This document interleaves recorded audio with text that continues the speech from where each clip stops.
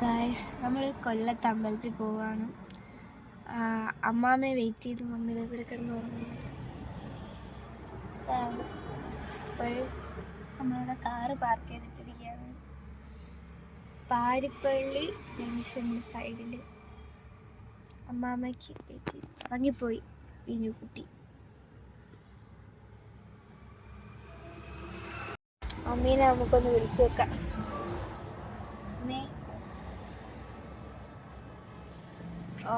ഉറക്കാൻ ക്ഷീണം നല്ല ക്ഷീണം.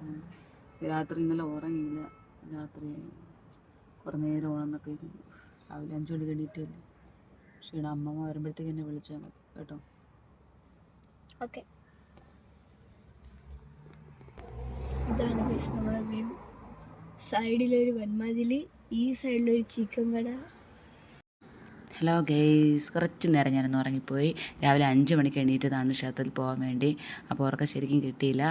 ഞങ്ങൾ അമ്മയെ കാത്തു നിൽക്കുകയായിരുന്നു. കുറച്ചധികം നേരം അവിടെ വെയിറ്റ് ചെയ്ത് നിന്നു.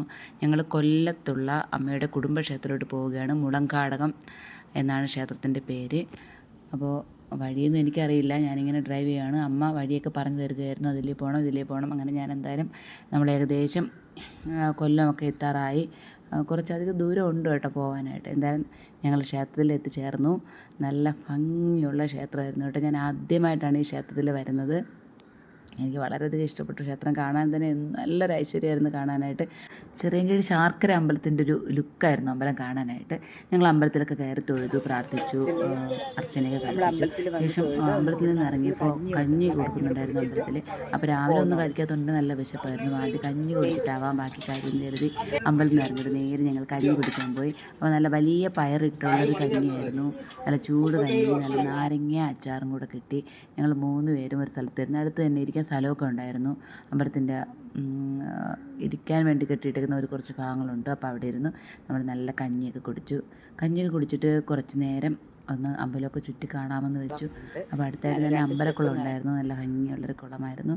നല്ല ആഴമുണ്ടെന്ന് എല്ലാവരും പറഞ്ഞത്. കാരണം ചുറ്റും നല്ല ഹൈറ്റിൽ കെട്ടിയിട്ടേക്കും. അവിടെയൊക്കെ വെള്ളം നിറയുന്നൊരു ടൈം ഉണ്ടെന്ന് പറഞ്ഞു.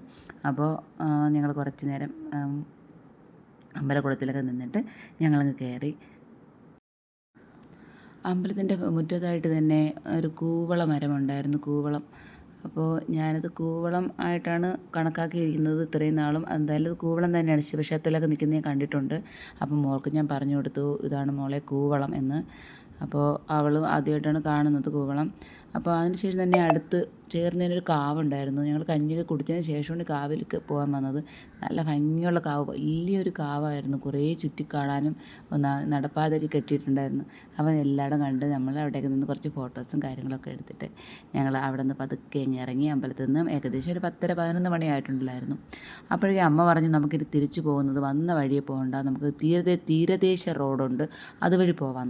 ഞാനും കരുതി ഇതെന്താ തീരദേശ റോഡ്, എനിക്കറിയില്ല. ഞാനത് ആദ്യമായിട്ടാണല്ലോ ഇതുവഴിയൊക്കെ വരുന്നത്, കൊല്ലം. അപ്പം നോക്കിയപ്പം നല്ല ഭംഗിയുള്ളൊരു കാഴ്ചയാണ്. കാരണം ഇതൊരു തീരദേശ റോഡെന്ന് പറഞ്ഞിട്ട് ഇങ്ങനെ ഒരു റോഡുണ്ടെന്ന് തോന്നുന്നു. അതായത് അവിടെ ബസ്സുകളൊക്കെ ഉണ്ടെങ്കിലും ഒരുപാട് ബസ്സുകളൊന്നുമില്ല. ഈ ഒരു തീരദേശക്കാർക്കുള്ള റോഡ് ബസ്സുകളൊക്കെ ഉള്ളൂ. അതായത് വലത് സൈഡ് ഫുള്ള് കടലാണ്. ആഹാ, കാണാൻ എന്തൊരു ഭംഗി. വലത് സൈഡ് ഇങ്ങനെ കടൽ കണ്ട് പോകാം.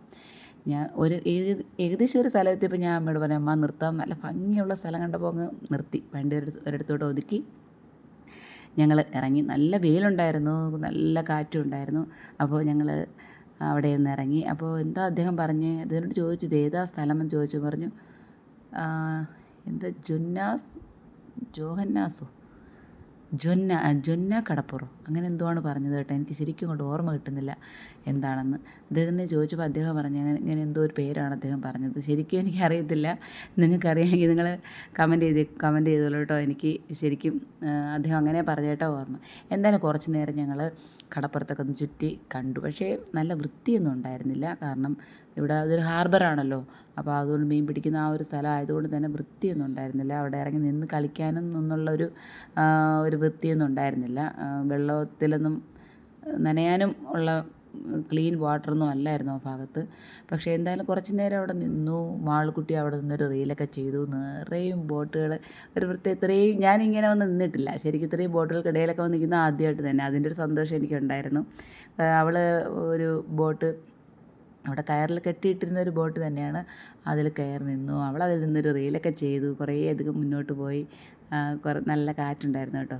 അപ്പോൾ അവളെ ഹാപ്പി ആയിരുന്നു. ഞാനും അമ്മയും പുറത്തുനിന്ന് കണ്ടുകൊണ്ട് നിന്നു. കുറേ അധികം നേരം ഞങ്ങൾ ഈ കടപ്പുറത്ത് കുറച്ചധികം നേരം നിന്നു. അവിടെ നിന്ന് ഞങ്ങൾ നേരെ ഇറങ്ങി. അതിന് നേരെ ഓപ്പോസിറ്റായിട്ട് തന്നെ മീൻ കച്ചവടം. എൻ്റെ പൊന്നെ, ഫിഷ് മാർക്കറ്റ്. എന്നേക്കാളും വലിയ മീനുകളാണ് അവിടെ ഉണ്ടായിരുന്നത്. അത്രയും വലിയൊരു മീൻ ഞാൻ ആദ്യമായിട്ടാണ് കാണുന്നത്. ഞാൻ ധാരാളം വലിയ മീനുകളെ കണ്ടിട്ടുണ്ടെങ്കിലും ഇതിനെ ഞാൻ ആദ്യമായിട്ടാണ് കാണുന്നത്. എന്താണെന്ന് എനിക്കറിയില്ല. സ്രാവം കാണാതിരിക്കാനാണ് സാധ്യത. എന്താണെന്ന് എനിക്കറിയില്ല. വലിയ വലിയ മീനുകൾ. അവിടെ നിൽക്കുന്ന മനുഷ്യനേക്കാളും ഉണ്ട് ഈ മീനുകൾ. പിന്നെ ഞങ്ങൾ സ്ഥിരം വാങ്ങാറുള്ള അയല, വങ്കട, മത്തി അതൊക്കെ ഉണ്ട്. കൊഞ്ച്, ഞണ്ട് ഒക്കെ ഉണ്ട്. പക്ഷേ ഈ വലിയ മീനിൻ്റെ പേരെനിക്കറിയില്ല. ഞാൻ ചോദിച്ചില്ല. സ്രാവാണെന്നാണ് എനിക്ക് തോന്നുന്നത്. പിന്നെ ഞണ്ട്, നല്ല ഫ്രഷ് മീനുകൾ ധാരാളം ഒക്കെ ഉണ്ടായിരുന്നു. പക്ഷേ ഞങ്ങൾ ഫ്രഷ് മീനൊന്നും വാങ്ങിയില്ല. മീൻ വാങ്ങാൻ നല്ല വിലയൊക്കെ ഉണ്ട്. അതുകൊണ്ടല്ല വാങ്ങാഞ്ഞത്. ഞങ്ങൾ അങ്ങ് എത്തുമ്പോൾ ഏകദേശം കുറേ നേരം ആവും. പിന്നെ വണ്ടിയിലിരുന്ന് മീൻ നാശമാവും എന്ന് കരുതി വാങ്ങിയില്ല.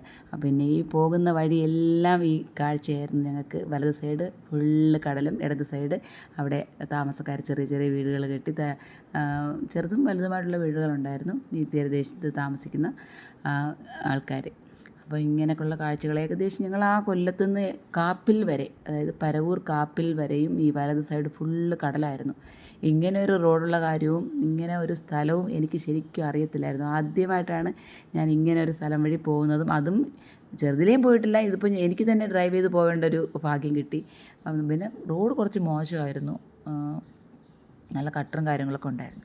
കുറേ ഏകദേശം ഇങ്ങ് എത്തി. കൊല്ലം കഴിഞ്ഞ് കുറേ അധികം എത്തിയപ്പോൾ വീണ്ടും ഒരു കടപ്പുറത്തിൻ്റെ ഭാഗത്ത് ഞങ്ങൾ നിർത്തി ഉണക്കമീൻ വാങ്ങാനായിട്ട്. അങ്ങനെ കുറച്ച് ഉണക്കമീനൊക്കെ ഞങ്ങളും വാങ്ങി വീണ്ടും ഞങ്ങൾ യാത്ര തിരിച്ചു. അപ്പോഴേക്കും മാൾക്കുട്ടിക്ക് വിശപ്പായി തുടങ്ങി. അപ്പോഴേക്കും ഞങ്ങളും കാപ്പിലെത്തിയിട്ടുണ്ടായിരുന്നു. അവിടെ ഞങ്ങളൊരു റെസ്റ്റോറൻറ്റിൽ കയറി ഫുഡൊക്കെ ഓർഡർ ചെയ്തതിന് ശേഷം ഞങ്ങൾ പുറത്ത് വന്ന് നിന്നു. മാളൂട്ടിക്ക് ഊഞ്ഞാൽ, പിന്നെ ഇവിടെ ബോട്ട് റേസിങ് കാര്യങ്ങളൊക്കെ ഉണ്ട്. അപ്പോൾ കാണാൻ തന്നെ നല്ല ഭംഗിയുള്ള സ്ഥലം കേട്ടോ. അവിടെ നിന്ന് നിൽക്കുമ്പോൾ നമ്മുടെ ഓപ്പോസിറ്റ് സൈഡിൽ ഞങ്ങൾ കാപ്പിൽ വരുമ്പോൾ കാണുന്ന പൈൻ മരങ്ങളും അതിൻ്റെ നേരെ ഓപ്പോസിറ്റ് സൈഡാണ് ഈ റെസ്റ്റോറൻറ്റ് കാണുന്നത്. ഞങ്ങൾക്ക് അവിടെ നിന്ന് നോക്കുമ്പോൾ അക്കരെ ഭാഗത്ത് നോക്കുമ്പോൾ കാണാൻ പറ്റും. നിങ്ങൾക്ക് കാണുമ്പോൾ അറിയാൻ, പോയിട്ടുള്ളവർക്ക് അറിയാം. ഇതിൻ്റെ ആ പൈൻ മരങ്ങളും തെങ്ങുമൊക്കെ ഉള്ള ആ ഭാഗത്തിൻ്റെ നേരെ ഓപ്പോസിറ്റാണ് ഈ കാണുന്നതാണ് ഈ ഒരു റെസ്റ്റോറൻറ്റ്. ഞങ്ങളവിടെ കുറേ നേരം വന്ന് നിന്നു. നല്ല കൂളായിട്ടുണ്ട് അവിടെ നിൽക്കാനായിട്ട്. അപ്പോൾ ഞങ്ങൾക്ക് പുറത്തുനിന്ന് മതി ഭക്ഷണം എന്ന് പറഞ്ഞ് ഞങ്ങൾക്ക് ഫുഡ് ഇങ്ങോട്ട് വരാമെന്ന് പറഞ്ഞ് ഞങ്ങൾ വെയിറ്റ് ചെയ്ത് നിന്നു. അവിടെയൊക്കെ ചുറ്റി കാണാനും വെള്ളത്തിൻ്റെ ഷേപ്പിൽ ഓരോന്നും ഉണ്ടാക്കി വെച്ചിരിക്കുന്നതും നല്ല ഭംഗി. ഒരു പ്രത്യേക മുള, ധാരാളം ചെടികൾ, നല്ല ഗാർഡനൊക്കെ നല്ല രീതിയിലൊരു ഗാർഡൻ ചെയ്ത് വെച്ചിട്ടുണ്ട് അവിടെയൊക്കെ. കാരണം എനിക്ക് തോന്നുന്നു ഗസ്റ്റുകളൊക്കെ ഒരുപാട് വരുന്നു. അവിടെ എന്തൊക്കെ ഇവൻറ്റ്സും കാര്യങ്ങളൊക്കെ നടത്തുന്ന ഒരു റെസ്റ്റോറൻറ്റാണ്. അവിടെ അതിനുള്ള എന്തൊക്കെ അറേഞ്ച്മെൻറ്റ്സ് ഒക്കെ ചെയ്യുന്നുണ്ടായിരുന്നു. എന്തോ ഇന്ന് ഈവനിങ് പാർട്ടിക്കുള്ളത് പറയുന്നുണ്ടായിരുന്നു. ഫുഡിന് വേണ്ടി വെയിറ്റ് ചെയ്ത് നിൽക്കുന്ന ഇരിപ്പാണ് ഞാൻ ഈ നിൽക്കുന്നത്, കൂളിംഗ് ഗ്ലാസ്സൊക്കെ വെച്ചിട്ട്. കാരണം ഇരുന്നിരുന്ന് കണ്ണും കാതും കഴിച്ചു. കാരണം ഫുഡ് ഏകദേശം 1 ഹവറായി ഞങ്ങൾക്ക് ഫുഡ് കിട്ടാനായിട്ട് വെയിറ്റ് ചെയ്ത് നിന്ന് ദേഷ്യം വന്നു മാളൂട്ടി. അപ്പോഴേക്കും ഫുഡ് എത്തി. സ്പെഷ്യലായിട്ട് പ്രോൺ ഫ്രൈ ആണ് പറഞ്ഞിരുന്നത്. പിന്നെ ഒരു പ്രത്യേകതരം ചൂര ഫിഷ് കറി അതാണ് പറഞ്ഞിട്ടുണ്ടായിരുന്നത്. പക്ഷേ വിചാരിച്ചതുപോലെ ടേസ്റ്റൊന്നും ഫുഡിനുണ്ടായിരുന്നില്ല. പ്രോൺ ഫ്രൈ കൊള്ളായിരുന്നു. ക്വാണ്ടിറ്റി വളരെ കുറവായിരുന്നു. നല്ല റേറ്റുമായിരുന്നു. പക്ഷേ എനിക്ക് അത്രയധികം മീൽസൊന്നും എനിക്കത് ഇഷ്ടപ്പെട്ടില്ല. കറികളൊന്നും അത്ര നല്ല രുചിയൊന്നും ഉണ്ടായിരുന്നില്ല.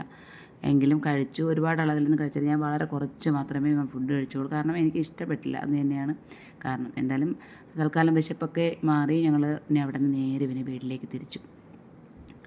അപ്പോൾ ഇന്നത്തെ വീഡിയോ കഴിഞ്ഞു. ഇനി അടുത്ത പുതിയ വീഡിയോ ആയിട്ട് വരുന്നവരെ എല്ലാവർക്കും ടാറ്റാ, ബൈ ബൈ.